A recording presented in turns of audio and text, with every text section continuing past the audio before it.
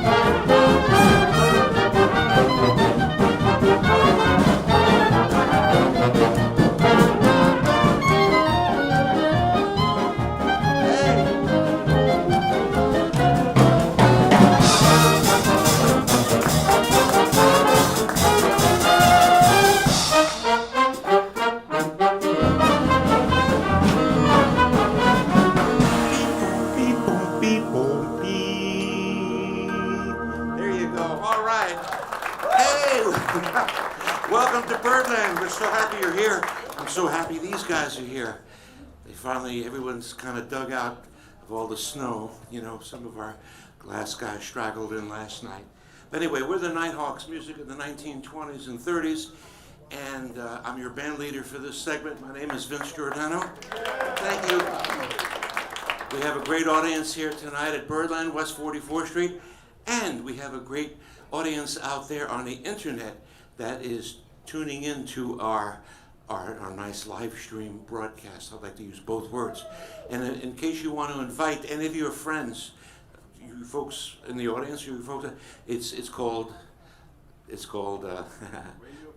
Radio Free Birdland. That's right, I would have never got it. Radio Free Birdland, it's got off my head. So check that out. We opened up with a song that is not from the 1920s. It was the theme song for the Abbott and Costello TV show from back in the 1950s, which I love to watch, and you can still see it on YouTube. It's pretty, some of it's corny, but it's funny. I love that music. But to have that theme, you got to have an instrument that not too many people carry around with them, but we find this drummer, multi-instrumentalist fella, all the way from California, and he brought his big timpani in the overhead compartment. I don't know how he got in it. He's got away with words. That's Riley Baker back there on the timpani and other things. Nice. And then we segued into a tune written by Bert Kalmer and Harry Ruby called Three Little Words. And that was Joe Boga there on the trumpet. Mark Lopman on the tenor saxophone. Yes. And playing all that wonderful reed work there was Will Anderson. Will Anderson, yes. Hey, Will, I understand you have some Birdland news to share with us. Share it. Yes, thank you, Uncle Vince. I did want to mention that I'll be appearing upstairs here at Birdland every Saturday in the month of March, along with my identical twin brother, Peter. So check out the Anderson Brothers upstairs, Saturdays in March. I also wanted to mention, because we have a merchandise cart, I have a product for sale. It's not an LP or a CD. It's a product that came way before that, in the 1400s. It's called a book. And I wrote it. It's called Songbook Summit. It chronicles the lives of America's great composers like Irving Berlin, Cole Porter, George Gershwin, Henry Mancini, and Bad Bunny. Anyway, check it out. Thank you. All right, Will. You rascal, you. Okay. Here's a song that was written by a wonderful jazzman called King Oliver. Joe Oliver was his real name, but they called him the King. And he composed this when he had his band up in Chicago in the early 20s. He got this young fella that he brought in from New Orleans named Louis Armstrong. We'll talk about that a little bit later. And the song became a big hit. It was originally known as the Dippermouth Blues. Louis played it along with the great Joe Oliver, King Oliver, and then when Louis came to New York, he took the tune with him, got together with Don Redman, a wonderful multi-instrumentalist and arranger, and they messed with it a little bit. They changed the key and they changed the name, and all of a sudden Dippermouth Blues became Sugarfoot Stomp. And Sugarfoot Stomp was played in the 20s and also played in the 30s. And for the most part, everybody always paid the homage to the great King Oliver by playing his solo. And I think we're going to have that happen here tonight, but you never know. Here it is, Sugarfoot Stomp from 1931. Wait a minute, you haven't heard it yet. 1, 2, 1, 2.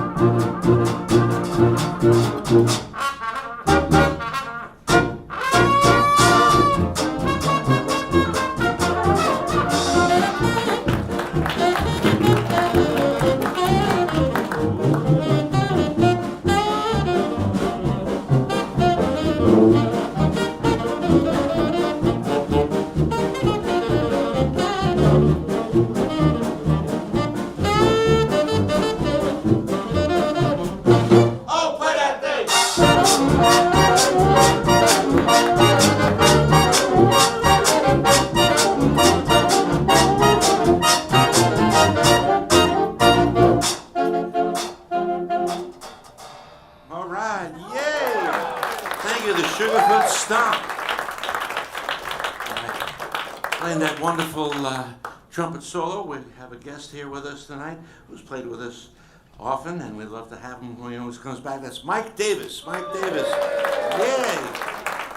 And Mike's got a wonderful repertory group that he plays all around everywhere. You see them in Davenport, you see them out in Whitley Bay, and where are you going to be playing next, Mike? As a matter of fact, Vince will be here at Birdland on Sunday the 22nd, right upstairs at 5:30. Okay, that's great. Next Sunday, no, the 22nd you said, right? Yes, sir. See Mike Davis of this wonderful group, the New Wonders. The New Wonders. That the New Wonders. Boy, I'm having problems tonight. Here you go, great band. And there were 2 trombone solos on that original Henderson recording, but we only have 1 trombone player. So Matt Musselman played both trombone solos. Nice. Okay. And it was great to have Peter Yaron play that great piano solo over there. And the tenor sax solo originally was done by a fellow named Coleman Hawkins, the father of the jazz tenor saxophone. And he couldn't make it tonight.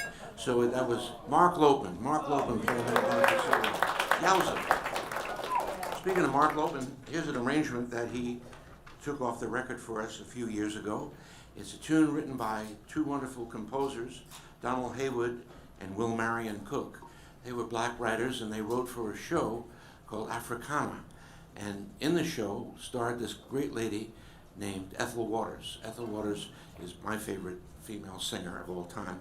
But Big Spider Beck and Frank Trombard both went to see that show quite often, and they got in love with her and also this wonderful tune. And it's one of the jazz classics that they produced. What they called a jazz ballad back then. A lot faster than today's ballads, for sure. It's called I'm Comin' Virginia, and here's what it sounded like in 1927. 1, 2, 1, 2, 3, 4.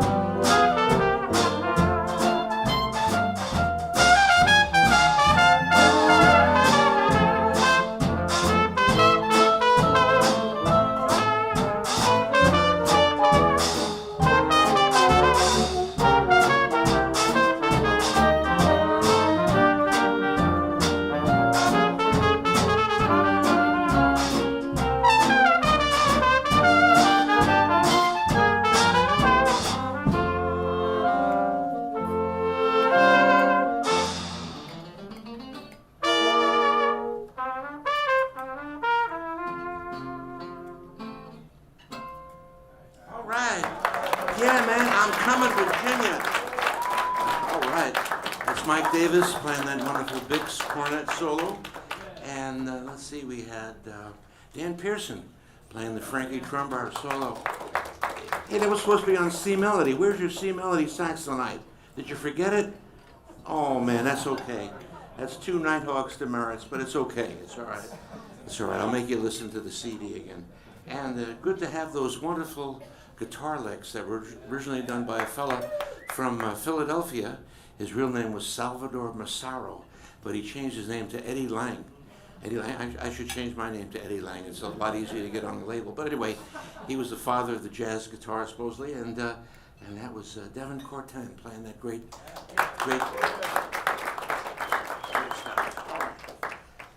We got a bunch of requests that come in, and the Nighthawk thing is we take requests, but we don't play them.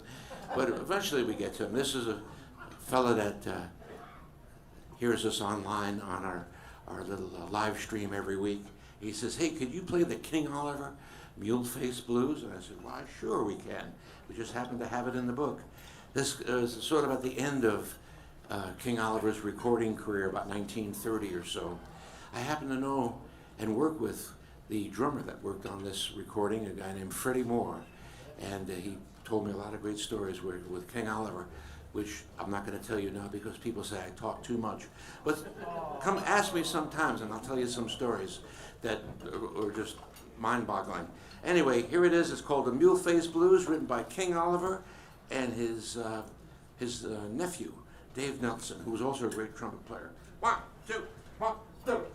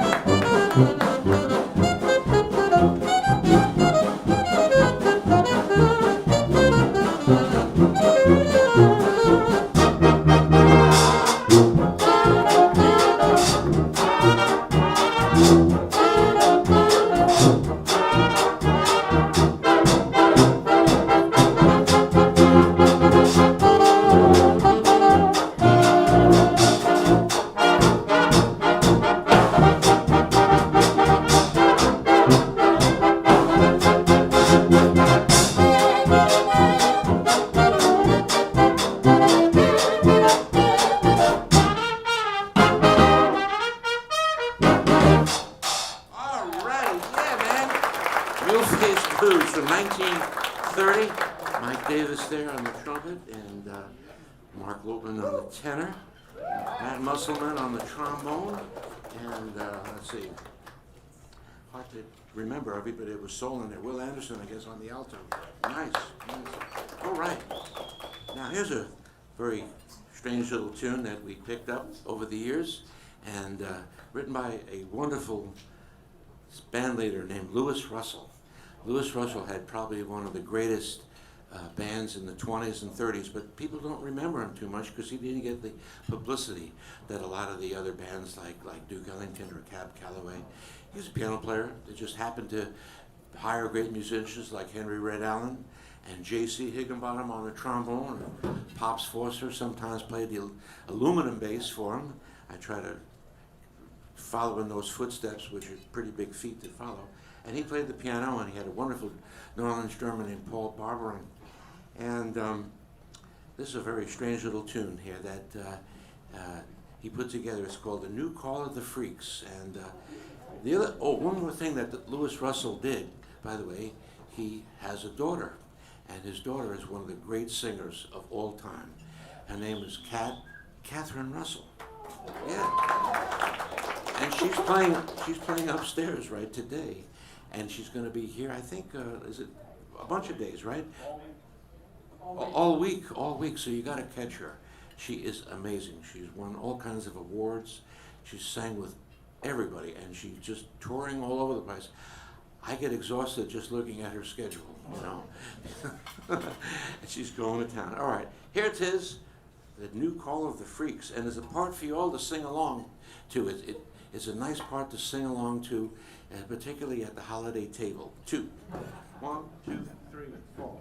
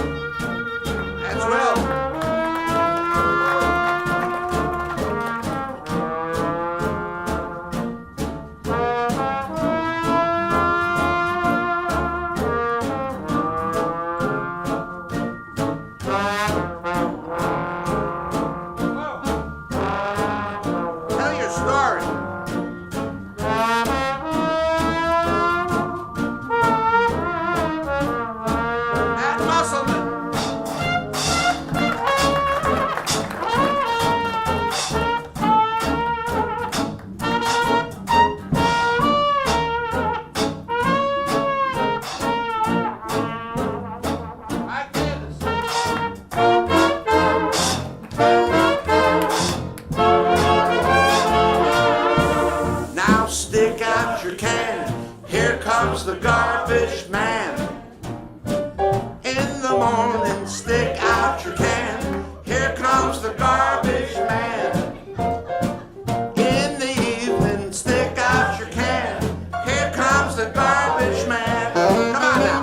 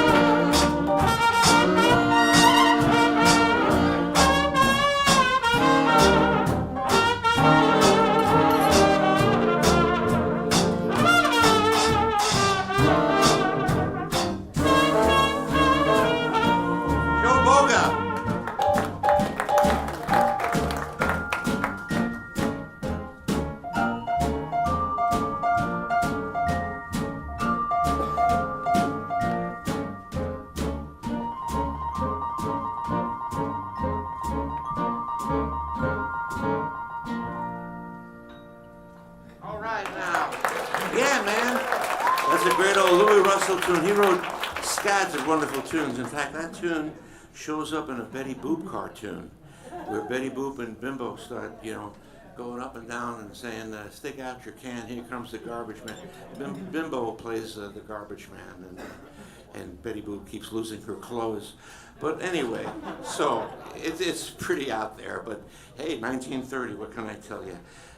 Mike Davis there on the trumpet, and Joe Boga on the second trumpet solo, Matt Musselman on the trombone, and a nice clarinet and alto by Will Anderson. Yeah, and some very vintage vibra harp back. We got our 1929 vibra harp back here. And that's Riley Baker. Give him a little of that vibra harp there. Yeah, that's it. Very celestial for a tune calling Stick Out Your Can. Anyway, all right. More requests.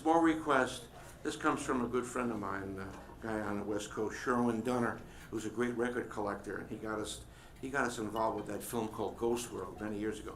And he's one of the great record collectors of all time. He said, "Hey, I just picked up this Jeanette record. It was called Floyd Mills and his Marylanders." And I said, "That's nice." He said, "Well, it's a great little tune called Hard Luck.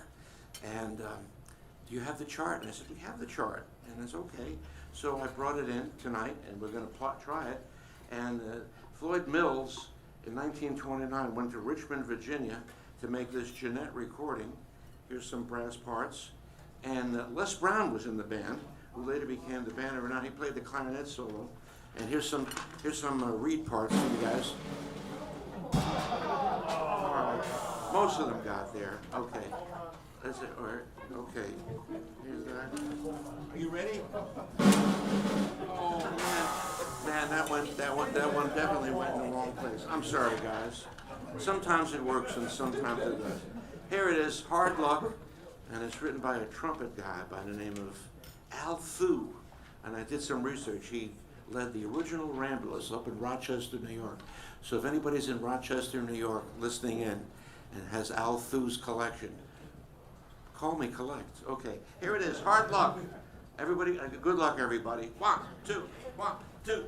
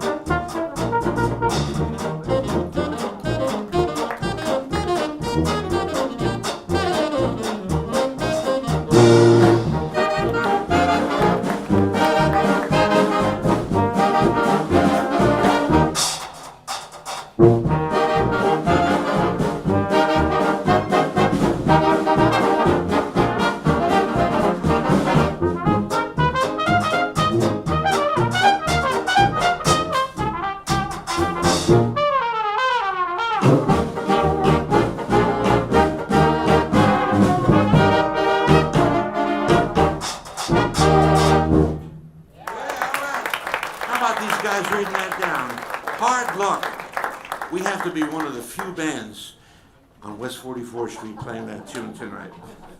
That was written in 1928, okay. And it did sound like it too. Okay.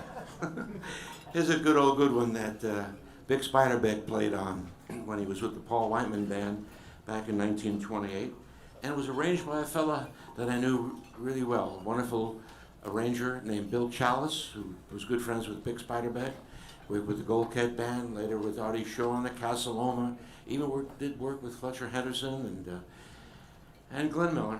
Anyway, this was a tune that was adapted from a classical theme written by a fellow named Grunfeld. I forget Mr. Grunfeld's first name, but a bunch of publishers got a hold of it, Sam Coslow and Benny Meroff and Hal Dyson, and they said, hey, let's put it in Foxtrot time, and maybe we can make some money. And I guess they did. I don't know how much. But that was pretty common back in those days when people weren't writing their own tunes. They would sometimes say classical tunes, like Song of India that Whiteman did, and Oriental. They put them in Foxtrot tempos. The classical people were not happy about that. They said, get your dirty hands off our classical music, and whatever. Anyway, here it is, Lonely Melody from 1928. I'll give you 5 beats. 1, 2, 3, 4, 1.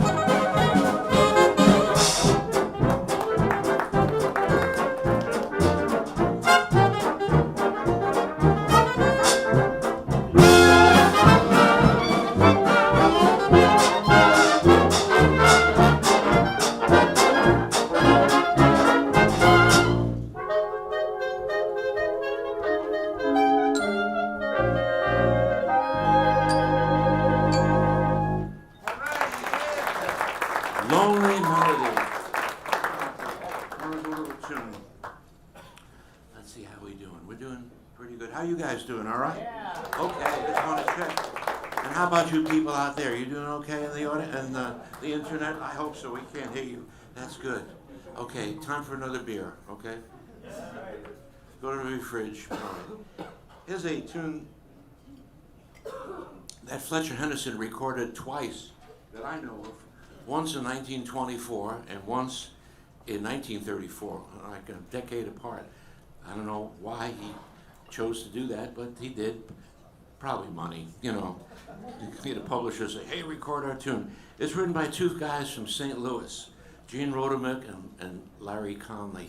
Larry Conley wrote some, bless you, Only After Be Pleased, wrote some wonderful tunes with Little Robeson, and Gene Rodemick came to New York and synchronized a lot of cartoons, some of those old Charlie Chaplin cartoons that were put to sound. Interesting people. I wish I could tell you more, but I'm on a time limit, you know, and my car is double parked. Anyway, Fletcher Henderson had some great talent in his band. Don Redman was there making the arrangements and playing all the reed instruments, sometimes even cornet, which was his original instrument, and he also played the goofus, which I'm not going to tell you about on the microphone. The Goofus, yeah, it's pretty insane. And made all these great arrangements. Coleman Hawkins was in there for like a decade or so. And one of his great coups was getting Louis Armstrong to join his band. And here is a tune from 1924 called the Shanghai Shuffle. And Louis plays a great solo on it, and I think it's, who's got the solo? Is that Mike, or is it Joe? Joe Boga, I forget. Yeah, all right. Shanghai Shuffle, 1924. 1, 2, 1, 2.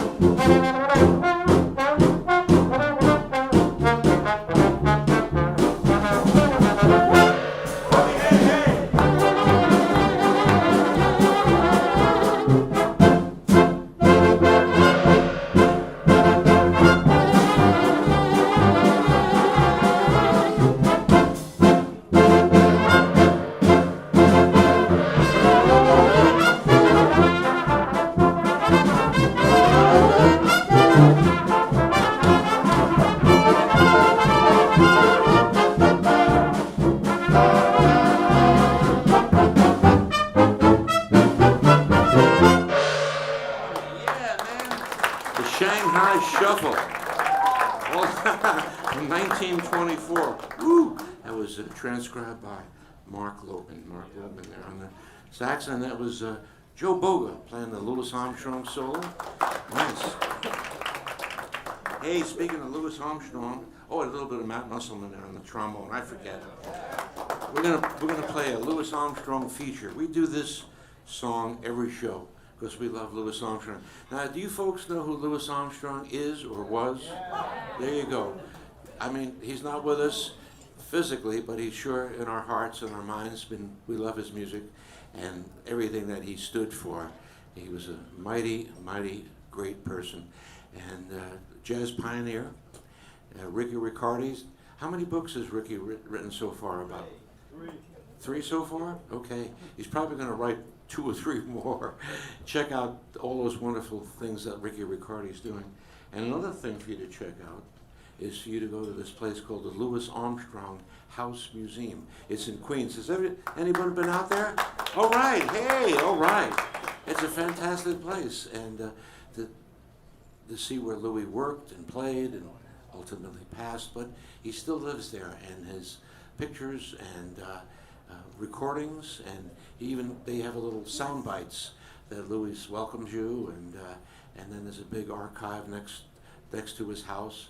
It's amazing. They have summertime concerts out there, and both our trumpet players have gone out there and on different times brought their mouthpieces, and they were actually allowed to play on Louis Armstrong's Golden Horn, which is pretty great.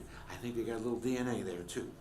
Okay, so this next tune was written by Louis Armstrong's so-called musical father and mentor, this guy named Joe Oliver, also King Oliver. But to Louis, he was Papa Joe, and Louis was forever thankful for what Joe Oliver did for him. And a couple years after it was written, 1928, Louis got a bunch of guys in the studio, Zooey Singleton and Father Hines and a few other cats, and they said, let's do one of Papa Joe's tunes, and it was called the West End Blues. And if you check out the West End Blues on Google, you'll see so much that is written about this piece. Really important for jazz and really important for Louis Armstrong. Enough talking, Vince. Here's Mike Davis to play it for you, the West End Blues.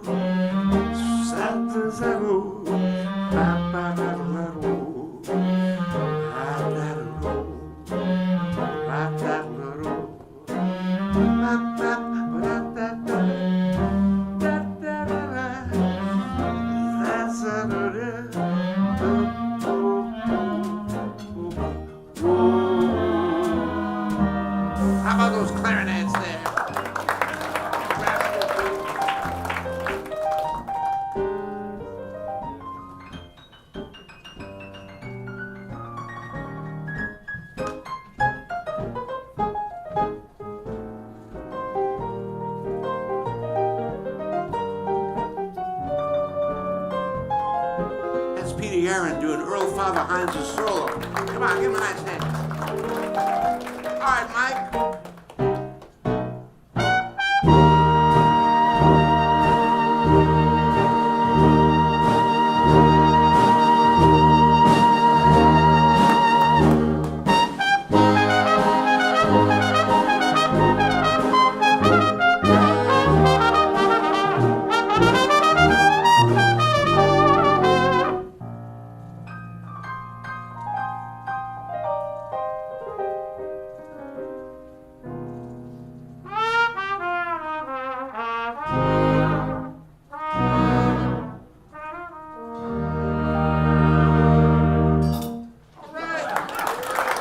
Davis there on that great Louis Armstrong. West End Blues. Don't forget that. Don't forget to go to the Louis Armstrong House Museum. Matt Musselman on a beautiful trombone solo. And you might have noticed our clarinets slipped into something very seductive. They're megaphones. Ooh, very cool. There you go. He's looking for an honest note, not an honest man, an honest note. I think he found it. That was beautiful. It wasn't on the original date, you know. They only had one clarinet, but I said, let's bring the megaphones in and entertain the folks. And who knows, there might be another film producer out there. And we're in between films at this moment, right? We haven't done a film in a while, so. Yeah, I know. And maybe. And then we had a great piano solo, originally done by the great Earl Father Hines, a man from Pittsburgh who linked up with Louis in the 1920s and went on to lead his own band, and eventually got back with Louis in the All-Stars. And wonderful man. I got a chance to hear him at Michael's Pub a zillion years ago. Still amazing. Older fella, but wow, what an inspiration. He couldn't make it tonight, so we have our wonderful pianist Peter Yaron there. Yeah. And if you listen to the original recording, you'll hear some strange percussion sounds, and you were correct. And for 50 or so years, I tried to figure out what was going on there. And it turns out in the late 1920s, drummers were experimenting with these new things, newfangled things coming out. And someone invented something called the Baccarat cymbals. Duke Ellington's band, Sonny Greer, had a set of them. And Zutty Singleton used them on a bunch of dates. So you hear Louis say, "Whoop them cymbals, pops." And so we finally got a set of them. And here's Riley Baker to demonstrate what the Baccarat cymbals sound by their own song. Isn't that neat? Okay, great. So if you happen to have a set of those, in your closet or in your basement, call me collect. And so you can hear that on the original recording, and you can also hear it on our recording, because we recorded the West End Blues too. And here it is. Here's this nice little piece of vinyl album of sort. It's not a long play record. It's not at 33. It's not at 45. It's recorded at 78 RPM. Yeah, I know you'd say that. So make sure that you have a turntable that has the 3 speeds, or else it won't sound so good. Okay, we're going to pick up the tempo right now and play something that was played by a band called the Missurrians. The Missurrians, who was that? Well, they were the barnstorming men from Missouri, St. Louis, and they were an amazing band. They played hot music, and a young fella that was about that time starting his career, fronting bands and singing with different bands. Then Cab Calloway heard this band. He says, "Wow, these guys are fantastic." And pretty soon, the Missourians became the Cab Calloway Orchestra. And this is the kind of stuff that they played, and this is what really turned Cab onto these guys. And this tune is called "I've Got Someone." 1, 2, 1, 2.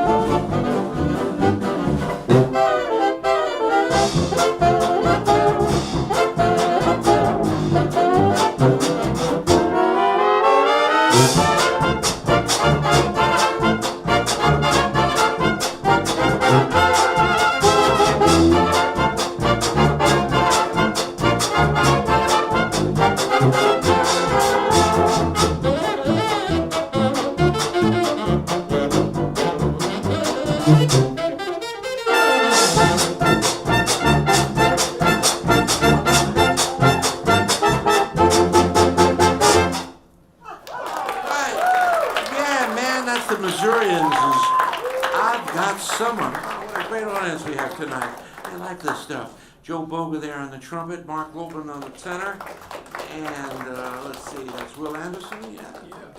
Peter Yarra at the piano, and Matt, did you get a little trombone solo? Honorable mention. Honorable mention, okay. All right, and we'll take anything you can give us, whatever. Hey, I think it's time to put the old arrangements away on the side for a little bit, and we've got Mike Davis to lead with some traditional jazz. What would you like to play, Mike? What about Nobody's Sweetheart? Nobody's Sweetheart now? All right, I love that tune from about 1924 or so. Let me see if my sax still works here. Hold on. It works, it works. 1, 2, 1, 2.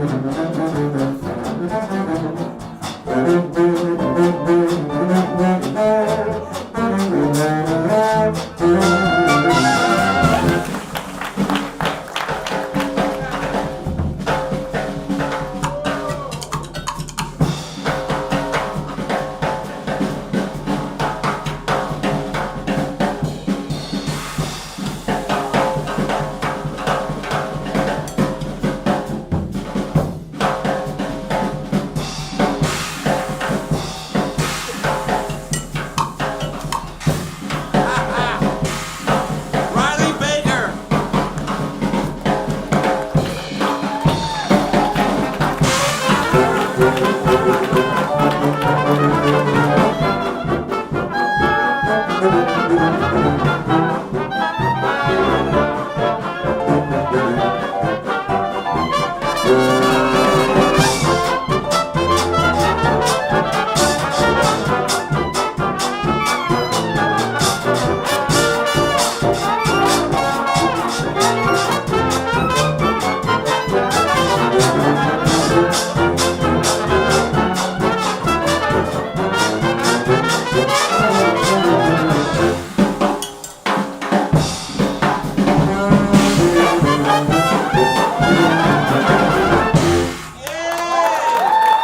Man, oh man, nobody's, what a night.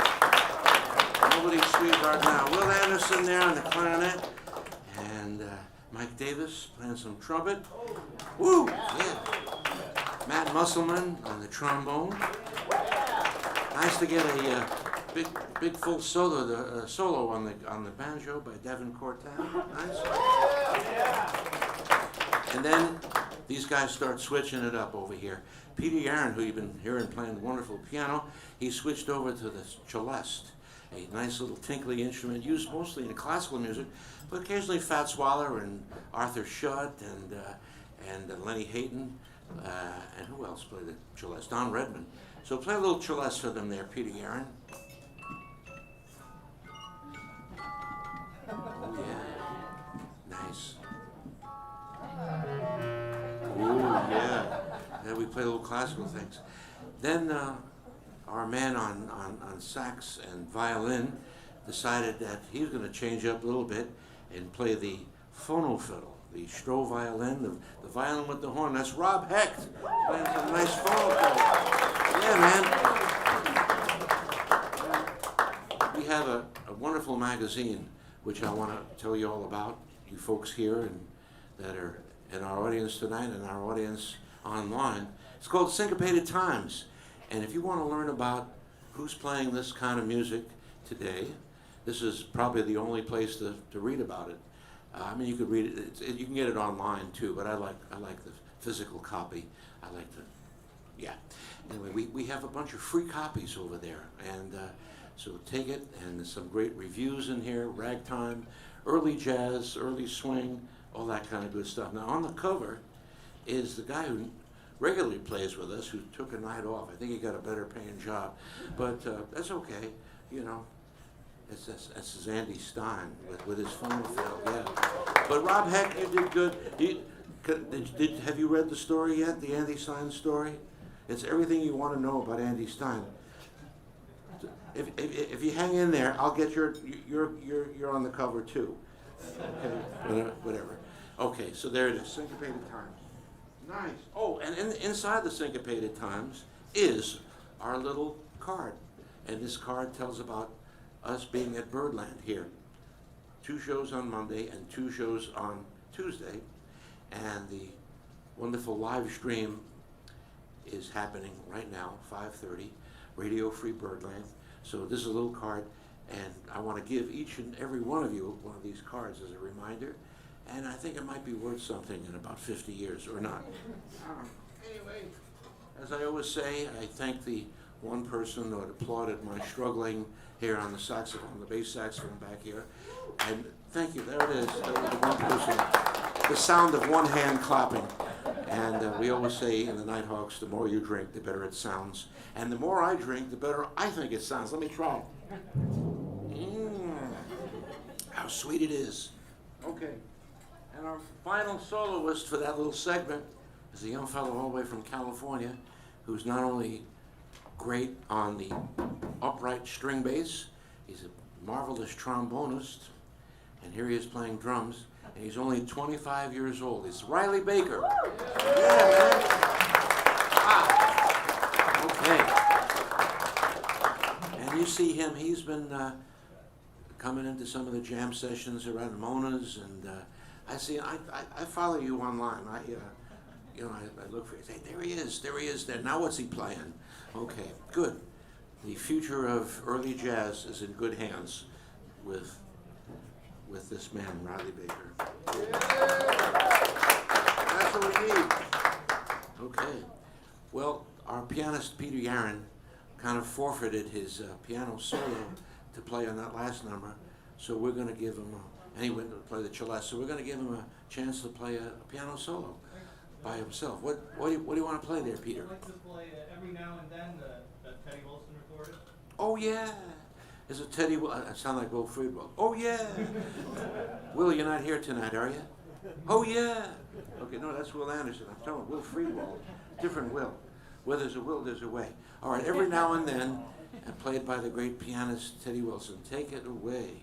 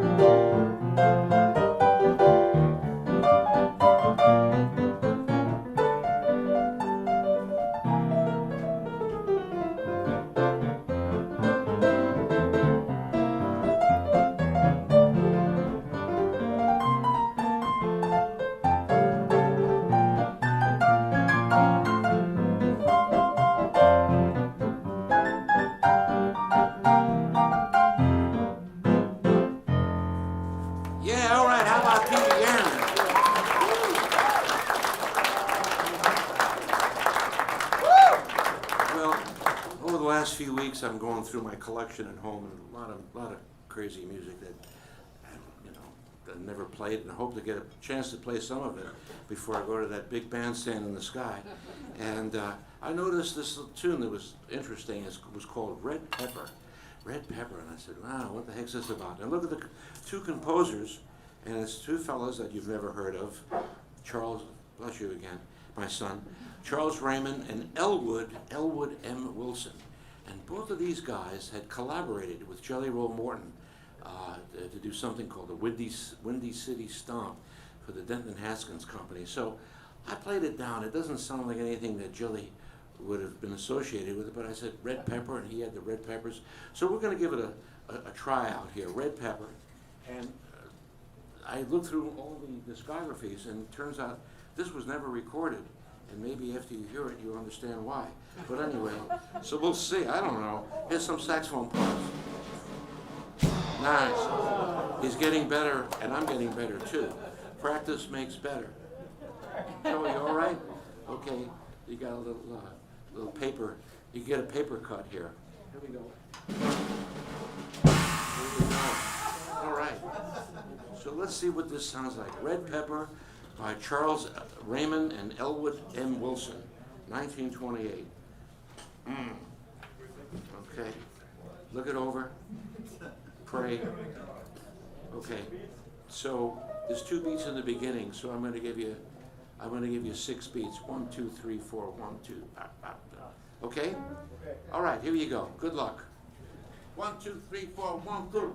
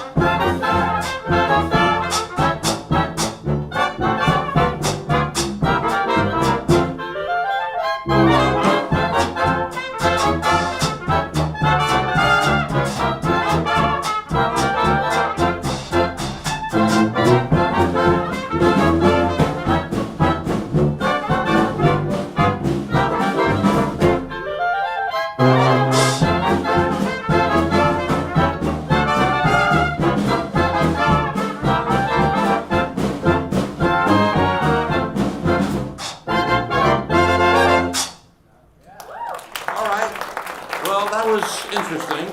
Okay, Red Pepper. Red Pepper, right, hand that one back in. When are we going to play that one again? Peter? 2099. 2099. Come back, we'll be here and playing it. Speaking about being here, we had a great time playing for you. This has been a great audience, very receptive, and we appreciate it. Thank you so much for coming to this beautiful club called Birdland, the world's greatest jazz nightclub. Yeah. And yeah, and just don't take my word. Please pick up that wonderful booklet brochure that's on your table, and you'll see all these amazing people that play here, and it's constantly changing. Here's the great Catherine Russell, who's upstairs, and Jim Caruso, there's Ethan Iverson, Mike Stern. Oh, Gunhild Carling's coming here too. It's just fantastic, and a lot of stuff is online too with the live stream, so it's amazing. This is how Birdland succeeds and keeps going. We've been going for 76 years, at least the club has, not me. But and because of you folks coming out and supporting live music. So if you like what you heard tonight, please say something nice on Facebook, Instagram, TikTok, Yelp, any of those places. Write a little email. And we need support. Jazz needs support. That's right. All right, we're going to close off this set with another Louis Russell composition from 1929. And back in those years, it was Prohibition. And you got to know where to get the good stuff, right? And they tell me it was New Jersey. Anybody from New Jersey here tonight? Okay, New Jersey. Well, this is called the Jersey Lightning by Louis Russell. Here you go. 1, 2, 1,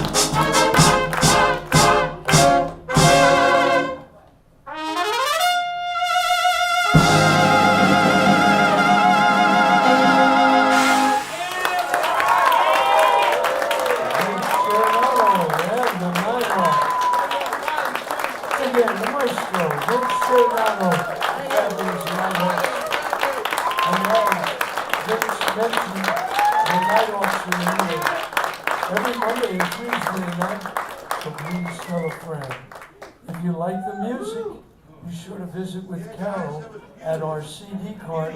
We have a great assortment of CDs and LPs.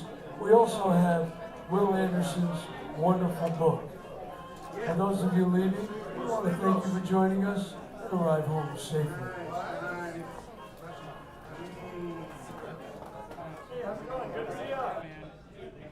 More like Brooklyn Lightning, huh? More like Brooklyn Lightning.